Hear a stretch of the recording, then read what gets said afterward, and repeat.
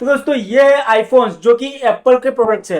बहुत पैसे हैं मेरे पास, गरीबों। मैं सिर्फ तुमको इनके बॉक्स से दिखा सकता हूँ क्योंकि फोन से तो मैं शूट कर रहा हूँ। समझा करो यार, कैमरा खरीदने का बजट नहीं है मेरा, तो इसी फोन से मैं शूट भी करता हूँ और इसी फोन से मैं एडिटिंग भी करता हूँ। इसीलिए तो एप्पल थी वर्ल्ड की सबसे बेस्ट स्मार्टफोन सेलिंग कंपनी। अब ये थी मैं क्यों बोल रहा हूँ, क्योंकि ये वर्ल्ड की सबसे बेस्ट कंपनी थी, लेकिन अब सैमसंग हो गई है। क्यों? क्योंकि सैमसंग एप्पल को ओवरटेक करके आगे निकल चुकी है। लेकिन ये कैसे हो सकता है जहां पे एप्पल एक स्टेटस सिंबल माना जाता है, इसके फोन खरीदने के लिए लोग मरते हैं। मरते तो क्या बात है, किडनी तो बेचनी ही पड़ती है, इसलिए मरते हैं। घंटों घंटों तक लोग लाइन में खड़े रहते हैं आईफोन को खरीदने के लिए। आईफोन का इतना क्रेज है, भले ही फ्यूचर जिसमें एंड्रॉइड के मुकाबले ना के बराबर हो, फिर भी लोगों को चाहिए सिर्फ आईफोन। ऐसा तो क्या हो गया एप्पल के साथ जिसकी वजह से इसकी सेल तेजी से गिरती जा रही है?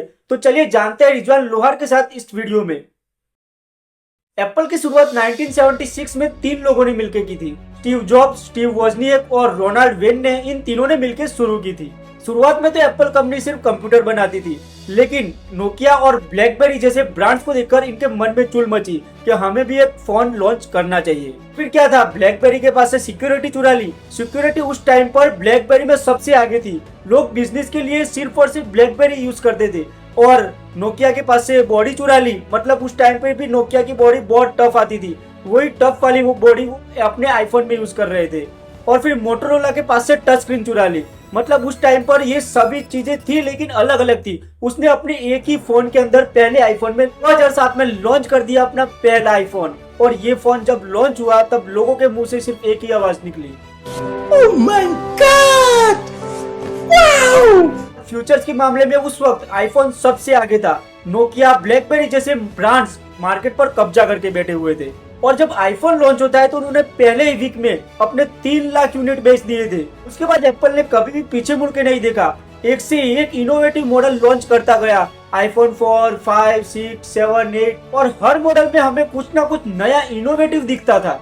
लेकिन अभी आईफोन का हाल कुछ ऐसा है, 12, 13, 14, 15, कौन कहेगा कि इनमें से ये सारे फोन्स अलग है? बस चिपसेट का नाम बदल दो, कैमरा को थोड़ा इम्प्रूव कर दो और लॉन्च कर दो। मतलब अभी एप्पल करता क्या है कि कुछ नया लॉन्च नहीं करता, बल्कि लॉन्च को ही नए तरीके से करता है। क्या बोला तूने?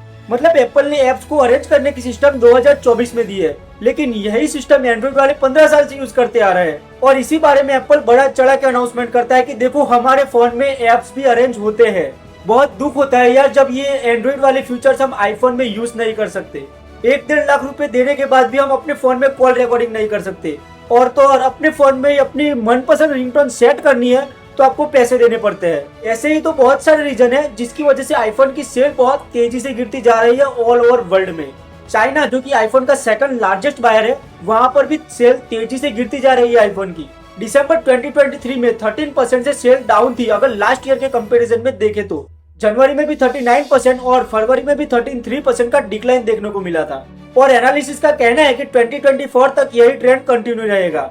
और इसी के ही चलते चाइना के अंदर एप्पल ने बहुत भारी डिस्काउंट देना शुरू कर दिया, मतलब 1300 युआन कम कर दिए। अगर डॉलर में देखा जाए तो $180 तक कम कर दिया आईफोन ने। लेकिन आखिर इनको ये सब करना क्यों पड़ रहा है? देखो इसके पीछे 3-4 रीजन है। पहला कि कुछ टाइम पहले रिपोर्ट आई थी जिसमें चाइनीज गवर्नमेंट है जो अपने एम्प्लॉयज को कहती है कि विदेशी प्रोडक्ट यूज मत करो, मतलब आईफोन, सैमसंग जैसे प्रोडक्ट आप यूज मत करो, आप सिर्फ चाइनीज ही ब्रांड यूज करो। और फिर फॉरेन डिवाइसेस के यूसेज को लिमिट करने के लिए चाइनीज एडमिनिस्ट्रेशन ने बैन को और भी एक्सपेंड कर दिया। स्टेट ओन कंपनीज और एजेंसीज को भी ये सब करने का ऑर्डर दे दिया। और अभी इन सारे ऑर्गेनाइजेशन को ऑर्डर है कि आप सिर्फ अपनी डोमेस्टिक कंपनी के ही डिवाइसेस यूज कर सकते हो। तो अब इतनी सारी ऑर्गेनाइजेशन ने एक साथ आईफोन का यूज बंद कर दिया तो आईफोन में डिक्लाइन तो आएगा ही। दूसरा रीजन है कि एप्पल को चाइना के खुद के एक ब्रांड से बहुत तगड़ा कंपटीशन मिल रहा है। जैसे कि हुआ है कि नए लॉन्च हुए स्मार्टफोन ने चाइना में हाहाकार मचा दिया है। और इसी वजह से हुआवे ने 2024 में पहले 6 वीक के अंदर 64% का राइज देखा है, जबकि एप्पल ने 24% तक का डिक्लाइन देखा है। और अभी हुआवे चाइना के अंदर सेकंड पोजीशन पे आ गया है और एप्पल जो है वो सेकंड से 4th पोजीशन पे आ गया है। और जब एप्पल ने अपनी आईफोन 15 सीरीज लॉन्च की थी उसके 1 महीने बाद ही हुआवे ने अपने ये फोन लॉन्च कर दिए थे।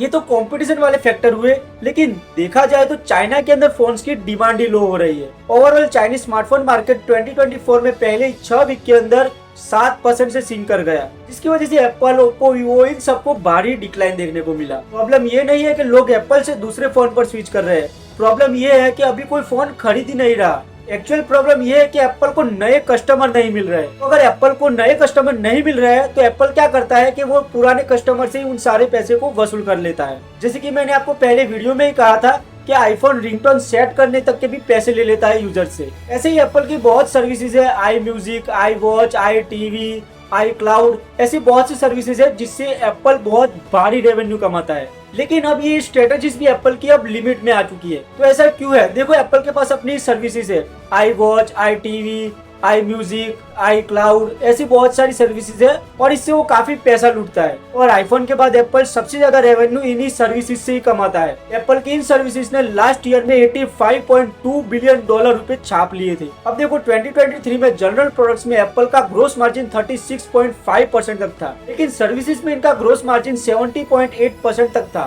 तो ऑब्वियसली बात है, सर्विसेज वाला पार्ट ज्यादा प्रॉफिटेबल है। लेकिन एप्पल की इन सर्विसेज में सबसे बड़ी पेमेंट इनको गूगल करता है। आप पूछोगे कि गूगल इनको क्यों ही पैसे देगा, तो देखो मैं बताता हूँ क्यों इनको गूगल पैसे देता है। क्योंकि जब आप एप्पल के सर्च इंजन में जाके कुछ सर्च करोगे तो सीधा आपको गूगल में ही खुलेगा। मतलब आपने जो भी सर्च किया वो आपको गूगल में ही बताएगा, किसी और सर्च इंजन में नहीं बताएगा। ये करने के लिए एप्पल को गूगल पैसे देता है। मतलब सर्च कुछ भी करो, खुलना गूगल में ही चाहिए। इस वजह से एप्पल ने गूगल को लास्ट ईयर में 19 मिलियन डॉलर दिए थे। अब ये प्रॉफिट एप्पल के लिए बिल्कुल प्योर है। लेकिन ये जो पेमेंट आ रही थी एप्पल के पास गूगल की तरफ से, ये शायद अब बंद होने वाली है। इसमें क्या हुआ है कि गूगल जो है वो एप्पल के अंदर अपना सर्च इंजन डिफॉल्ट में रखता है, तो दूसरे सर्च इंजन को भी ये चुभने लगा है। और चुभेगा क्यों नहीं? ऑब्वियसली बात है, अगर सिर्फ गूगल में खुलेगा तो दूसरे सर्च इंजन क्या जक मरेंगे? तो इस वजह से डीओजे ने गूगल के ऊपर इसके बारे में केस ठोक दिया है और इस साल के एंड तक इसका फैसला आ सकता है। और ये फैसला गूगल के खिलाफ आया तो एप्पल के ये पैसे भी गए समझो। तो समझो एप्पल की ये सर्विस वाला बिजनेस भी डगमगा रहा है। और ये करके भी डीओजे के गले को ठंडक नहीं मिली, उसने एप्पल पे भी केस ठोक दिया। और इस वजह से केस कर दिया है कि एप्पल क्या करता है, अपने प्रोडक्ट्स को इस तरीके से बनाता है कि वो सिर्फ अपने डिवाइस के साथ ही कंपेटेबल रहे। मतलब एप्पल के जो एयरपोर्ट्स आते हैं वो आईफोन के साथ ही आप अच्छे से चला पाओगे, बल्कि आप अगर उसको एंड्रॉइड के साथ कनेक्ट करोगे तो बहुत ही घटिया चलेंगे। इसी तरीके से सेम सीन एप्पल वॉच के साथ है। एप्पल वॉच आईफोन के साथ ही चलेगी, दूसरे फोन के साथ वो कभी नहीं चलेगी। मतलब आप कुछ भी कर लो, आपको अगर एप्पल की प्रोडक्ट्स यूज करनी है तो आपके पास आईफोन होना जरूरी है। इसके खिलाफ भी केस चल रहा है और क्या पता कब जाके इनमें बदलाव आएगा। ऑब्वियसली बात है, जब आपको चारों तरफ से चप्पलें पड़ रही हो तो आपके अंदर थोड़ा बहुत तो सुधार आएगा ही। और इसी वजह से इस साल आईफोन में टाइप सी चार्जर दे दिया और यूवी में तो साइड लोडिंग अलाउ भी कर दी है। इसके अलावा iOS सेटिंग में तो आईफोन कॉल रिकॉर्डिंग भी लाने वाला है। लेकिन फिर भी अभी तकलीफें खत्म कहाँ हुई है एप्पल की। एप्पल वॉच के साथ भी अभी कुछ टाइम पहले दिक्कतें शुरू हो गई। एप्पल को एप्पल वॉच के वो वाले वर्जन बेचना बंद करना पड़ेगा जिसमें ब्लड ऑक्सीजन सेंसर लगा हुआ है, क्योंकि कुछ पेटेंट के इश्यू आ गए हैं। और जब तक ये इश्यू सॉल्व नहीं हो जाता तब तक वॉच के अंदर जो ब्लड ऑक्सीजन सेंसर है वो एप्पल को बंद करना होगा। अब देखो यूएस वाला तो घर का मैटर है, वो तो ज्यादा कुछ तकलीफ देता नहीं, लेकिन इनको तकलीफ देता है ईयू से इनको ज्यादा तकलीफ है। असली दिक्कत इनको सिर्फ ईयू ही दे सकता है। तो ईयू ने अपना एक डिजिटल मार्केट एक्ट पास किया है। इसमें क्या है कि कस्टमर अब ऐप स्टोर के बाहर से भी एप्स डाउनलोड कर सकेंगे,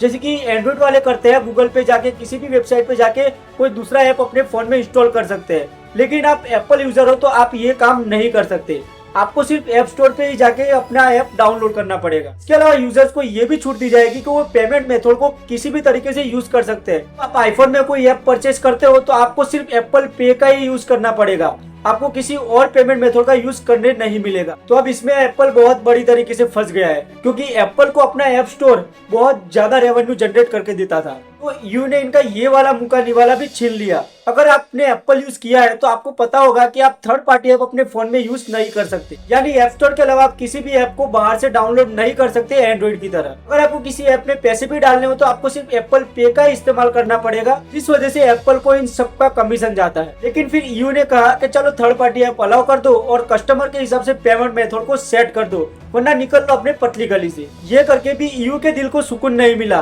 तो $2 बिलियन का फाइन और लगा दिया एप्पल पे। चलो ये सारी तकलीफें तो देख ली कि एप्पल को इन चारों तरफ से तकलीफें देखने मिल रही है।